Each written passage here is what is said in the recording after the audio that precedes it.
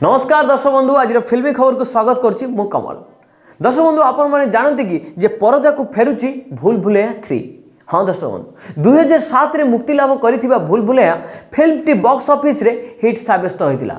एहा परे बॉलीवुड अभिनेता कार्तिक आर्यन को अभिनीत भूल भुलैया 2 2022 मार्च 25 रे रिलीज होई धमाल करथिला।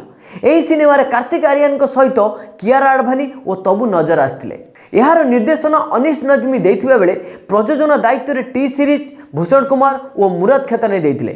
संप्रति खबर आछि कि खूब शीघ्र परदा को भूल भुलैया 3 फेरिबो।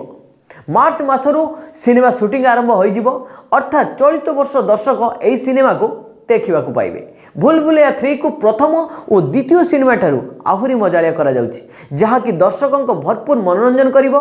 एथिरे नूतन नूतन ट्विस्ट मध्य भर्ती करा जाउछि। तेबे सिनेमार केउ अभिनेत्री मुख्य भूमिका अभिनय करेंगे से नहीं निर्माता माने कौनसी सूचना देना, कारण सिनेमा को नहीं एबे अनेक कलाकार सहित आलोचना करथिबा बेले केही निश्चित होई नथिबा विशेष सूत्र जना पड़ी। भूल भुलैया 2 कार्तिक आर्यन को कैरियर रे सबुठारु बड़ हिट फिल्म बोली कहा जाउछि।